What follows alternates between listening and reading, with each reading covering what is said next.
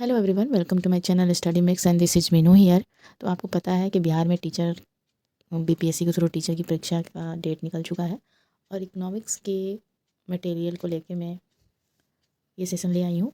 और इकोनॉमिक्स के क्वेश्चन को हम लोग देखेंगे इसमें, इकोनॉमिक्स पीजीटी। ओके, तो चलिए स्टार्ट करते हैं आज का सेशन। आज के सेशन में इकोनॉमिक्स के पार्ट को देखेंगे। हस्तांतरण भुगतान का उदाहरण है तो वो है वृद्धा अवस्था पेंशन। Option A. स्वनियोजित आय से तात्पर्य क्या है? तो मिश्रित आय से तात्पर्य है। निम्न में से कौन सा वाणिज्य बैंकों के कार्य नहीं है? तो वो है नोट निर्यात करना। ऑप्शन नंबर सी।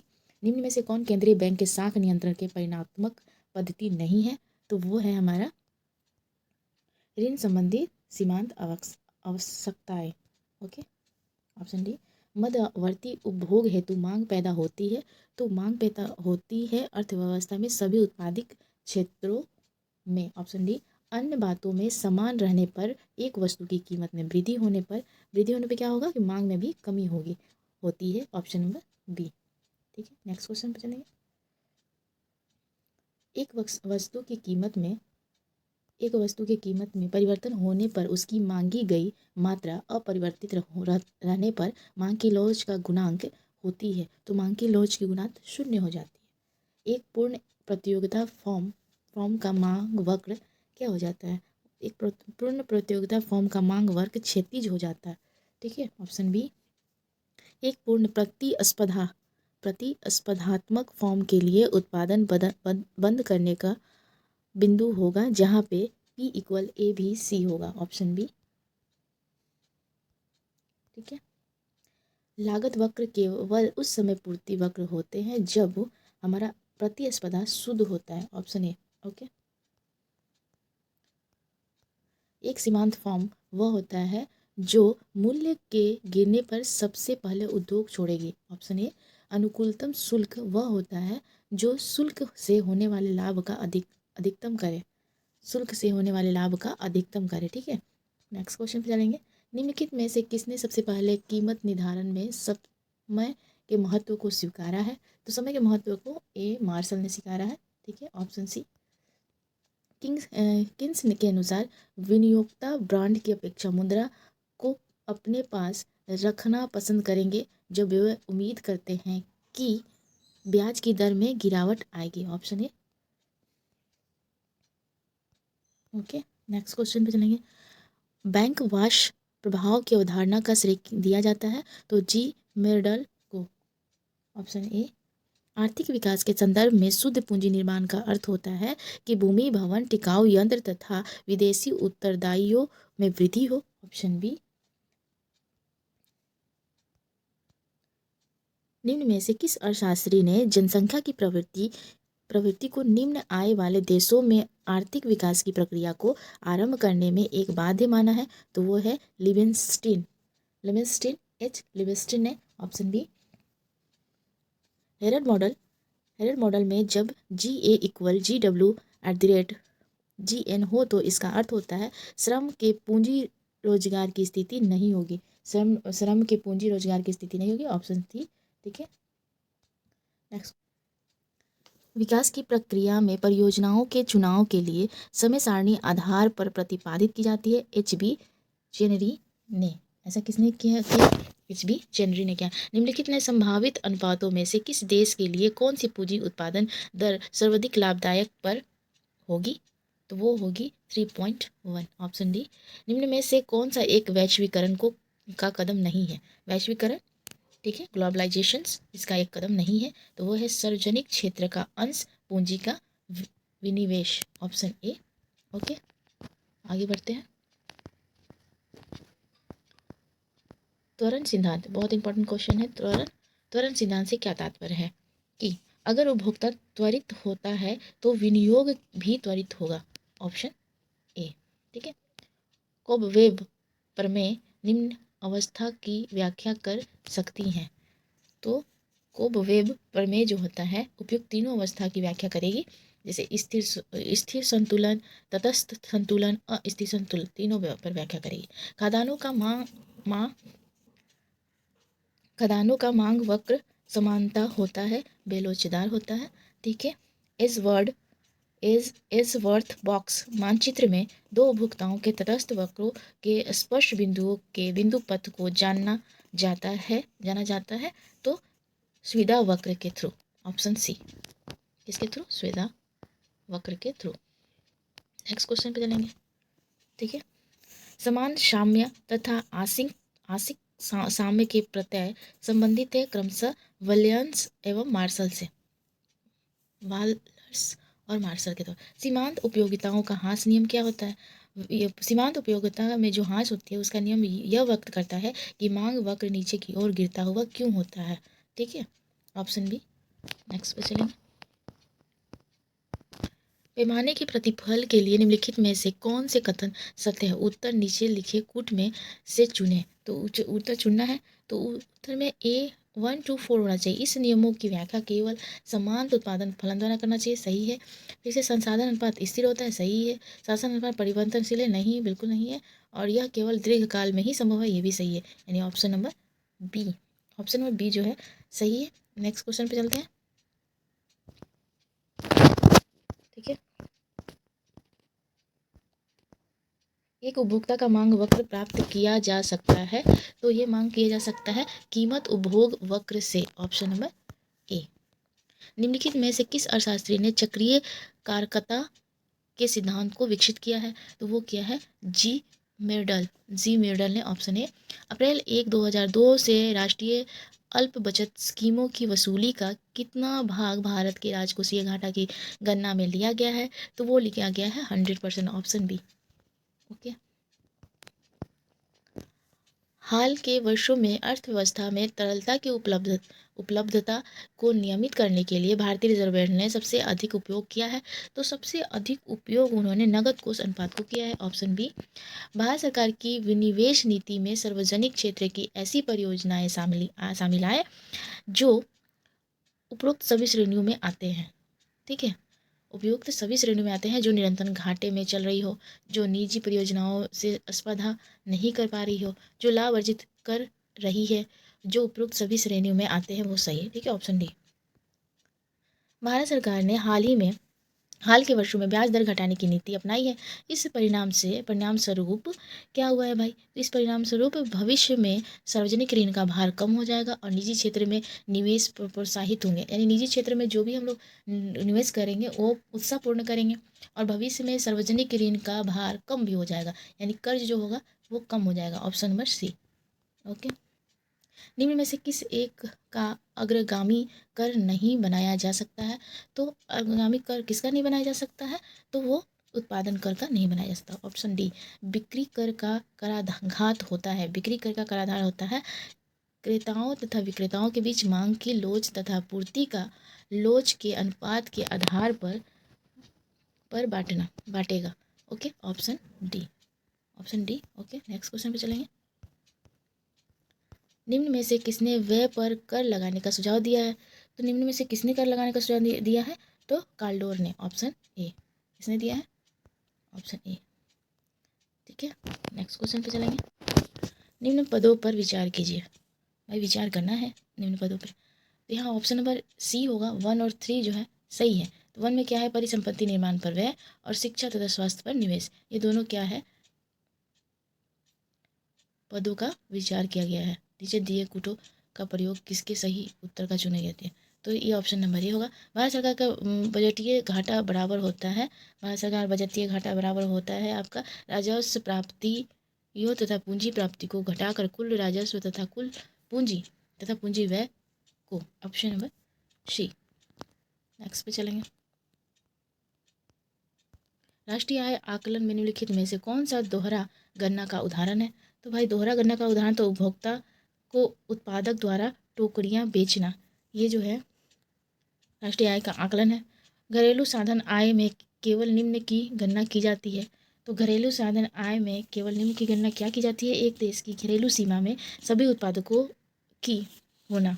शुद्ध राष्ट्रीय उत्पादन है। क्या है? शुद्ध राष्ट्रीय उत्पादन होता है सकल राष्ट्रीय उत्पादन माइनस घिसाव व्यय। ठीक है। Option C. नेक्स्ट में चलेंगे। आर्थिक विकास की मांग के लिए निम्न में से कौन सा बेहतर माप है? तो आर्थिक विकास को मापने के लिए राष्ट्रीय आय एक बेहतर माप है, ठीक है। सम विक्षेपण यानी ब्रेक इवेंट पॉइंट बिंदु क्या है? तो वो जो है वह स्थिति जब फॉर्म को ना लाभ होता है ना हानि होता है, ठीक है, उसे कहते हैं ब्रेक इवेंट पॉइंट। अस्थाई आय का विचार है, अस्थाई आय का विचार है फ्रीडमैन, ऑप्शन बी। योजना आयोग का प्रदेन अध्यक्ष कौन होता है? तो प्रधानमंत्री, ओके, योजना आयोग प्रधानमंत्री। नेक्स्ट क्वेश्चन पे चलेंगे। 1951 से 11 के मध्य भारत की जनसंख्या में वृद्धि हुई है, तो 849 करोड़ व्यक्तियों की वृद्धि हुई है, ओके, ऑप्शन ए। भारत में 2011 की साक्षरता दर थी तो वो 85 थी, 85% थी। राज्य विद्युत नियामक आयोग का गठन कब किया गया था? तो राज्य विद्युत आयोग का गठन अगस्त 2002 में किया गया था। मलेर किस जनजाति का दूसरा नाम है? तो सोरिया पहाड़ी, सोरिया पहाड़ी का दूसरा नाम है। आर्थिक समीक्षा 2022-23 के अनुसार पिछले साल वर्ष के दौरान भारत कृषि क्षेत्र की औसत वार्षिक दर कितनी रही है? तो वो रही है 5, ऑप्शन नंबर ए 5 है। 12वीं पंचवर्षीय योजना प्रारंभ हुआ था 2012 में प्रारंभ हुआ था। 2001 से 11 के मध्य किस राज्य की जनसंख्या की विकास दर ऋणात्मक रही है? तो वो ऋणात्मक रही है नागालैंड की, ऑप्शन नंबर डी। भारत में राष्ट्रीय आय के आंकड़ों का आधार वर्ष होता है 2011 से 12, ऑप्शन ए, ओके। एक सरल रेखा मांग वक्र का वह बिंदु जो मांग मात्रा अक्ष पर स्थित होता है पर मांग की मूल्य लोच ई का मान होता है, तो वो होता है अनंत, ऑप्शन बी। भारत की राष्ट्रीय आय का आकलन कौन करता है? तो केंद्रीय सांख्यिकी संगठन करता है, ठीक है। पहले 6 पंचवर्षीय योजना तक भारतीय अर्थव्यवस्था की विकास दर 3.7% वार्षिक के हिसाब से वृद्धि कर रही थी, जिसे हम हिंदू विकास दर के नाम से भी जानते हैं। इसका नामकरण किया था, किसने किया था? तो रामकृष्ण ने किया था, option C, okay. Next question पे चलेंगे। नीचे दिए गए कौन सा संबंध केस मॉडल के लिए सही है? तो नीचे दिए कौन सा संबंध केस मॉडल के संबंध है? y=c-1, ऑप्शन डी, ठीक है। स्टैगफ्लेशन का तात्पर्य क्या होता है? तो तेजी के साथ अर्थव्यवस्था में मंदी आना। अगर तेजी के साथ अर्थव्यवस्था में मंदी आएगी तो उसे हम स्टैगफ्लेशन कहते हैं, ओके। नेक्स्ट क्वेश्चन पे चलेंगे। साधन लागत पर राष्ट्रीय आय बराबर होती है, साधन लागत पे राष्ट्रीय आय क्या होती है? बराबर होती है, यानी कि NNP net national product minus अप्रत्यक्ष कर और अनुदान यानी कि subsidy, okay, option number B. प्रति व्यक्ति आय बढ़ती है जब जीएनपी जनसंख्या की तुलना में अधिक गति से बढ़ती है, जीएनपी जनसंख्या की तुलना में अधिक गति से बढ़ती है, ऑप्शन नंबर सी। भारत की राष्ट्रीय आय की गणना किस रीति द्वारा की जाती है? तो रीतियाँ जब पूछे तो हम बोलेंगे उत्पादन एवं व्यय की रीति द्वारा, और जब संगठन पूछे तो केंद्रीय सांख्यिकी संगठन के द्वारा। एनएनपी इक्वल क्या होता है? एनएनपी इक्वल यानी net national product equal to होता है जीएनपी यानी ग्रोस नेशनल प्रोडक्ट माइनस मुद्राहास, ओके, ऑप्शन सी। उपभोक्ता प्लस बचत क्या होता है? उपभोक्ता प्लस बचत होता है शुद्ध व्यक्तिगत आय। अगर उपभोक्ता प्लस बचत होगी यानी कि शुद्ध व्यक्तिगत आय हो जाएगी, ओके। यदि विक्रेता वस्तु की कीमत बढ़ाकर अपनी आय में वृद्धि करना चाहता है तो कीमत बढ़ने से उसकी आय में वृद्धि तब होगी जबकि उसकी वस्तु की मांग की लोच क्या होगी? इकाई से कम होगी, ओके। ऐसे मांग वक्र जिस पर प्रत्येक कीमत पर मूल्य लोच इकाई के बराबर हो तो क्या कहा जाता है? तो उसे हम आयताकार अति प्रलवय कहेंगे, ओके, ऑप्शन सी।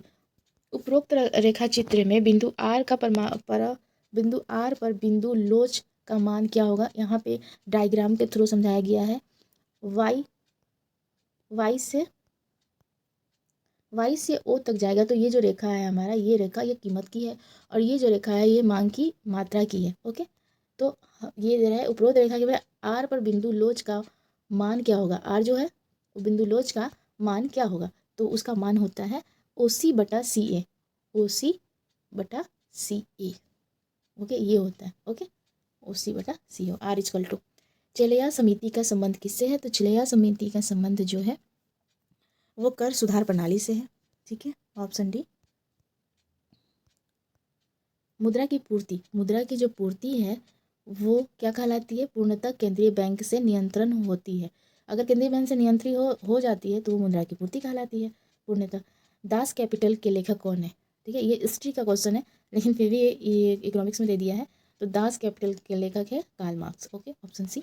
ठीक है, याद रखेंगे। नेक्स्ट क्वेश्चन पे आएंगे। वह वक्र जो कर की दर एवं कुल आय में संबंध बताता है उसे जाना जाता है, उसे हम फिलीपींस वक्र के नाम से जानेंगे। प्रकट अधिमान सिद्धांत की मान्यता है कि वो अजूबत क्रम में, ठीक है, ट्रेड ऑफ परिभाषा करता है। ट्रेड ऑफ का मतलब होता है दो देशों के बीच व्यापार का ना होना।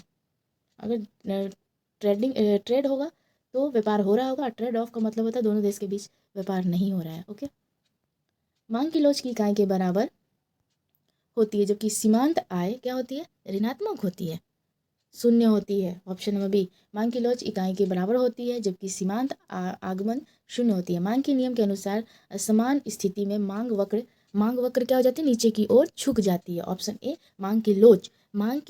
मांग में अनुपातिक परिवर्तन, ठीक है, मांग की लोच जो होता है, मांग की लोच इक्वल टू हो जाएगा मांग में अनुपातिक परिवर्तन, और कीमत के अनुपातिक परिवर्तन से अगर हम डिवाइड करेंगे तो मांग की लोच आ जाएगी। Option number B. जब किसी फॉर्म का उत्पादन बढ़ता जाता है तब उसकी औसत स्थिर लागत क्या हो जाएगी, उसकी औसत स्थिर लागत गिर जाती है, ठीक है, लगातार गिरने लगती है। ओके, अल्पकालीन लागत वक्र प्रभावित होता है, अल्पकालीन लागत वक्र प्रभावित होता है परिवर्तनशील अनुपात के नियम पे। ओके, ऑप्शन बी, ठीक है।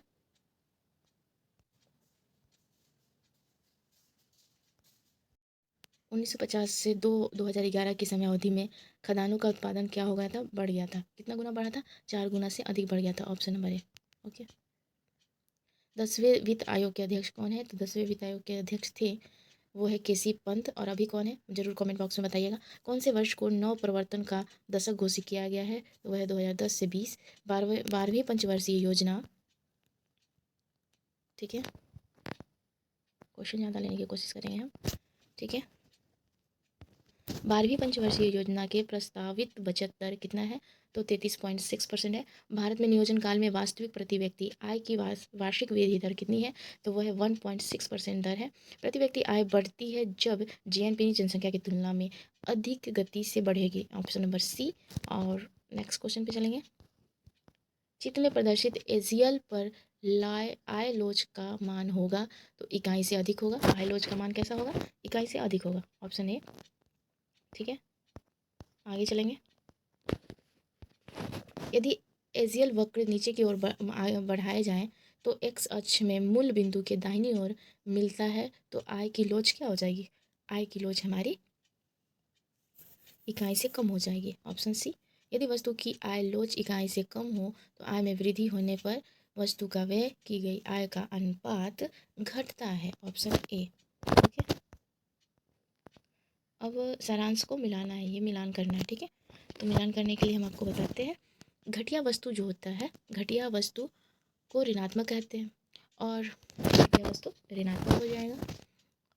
और आवश्यक वस्तु जो होगा इकाई से कम हो जाएगा, और विलासित वस्तु इकाई से अधिक हो जाता है।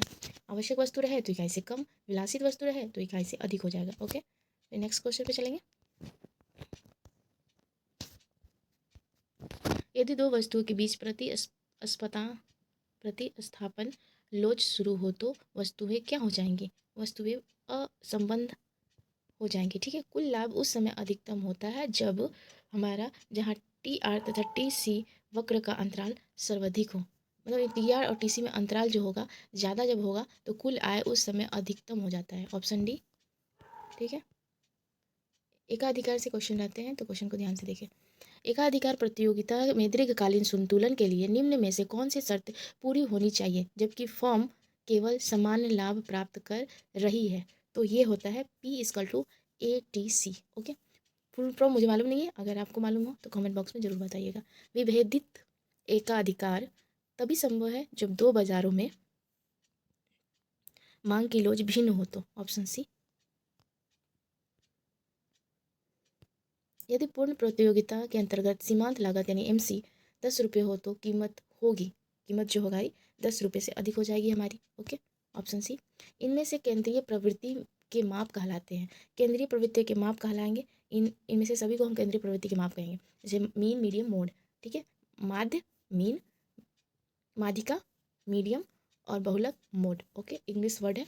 ये सारे जो होंगे केंद्रीय प्रवृत्ति के मापक कहलाएंगे। निम्न में से सम सीमांत उपयोगिता को दर्शाने वाला समीकरण जो होता है ऑप्शन ए होगा एम यू बटा P A M U B equal to बटा P B equal M U C बटा पी सी और equal M U M. Okay, small M. तो ये होना चाहिए। ओके, नेक्स्ट क्वेश्चन पे जाएंगे।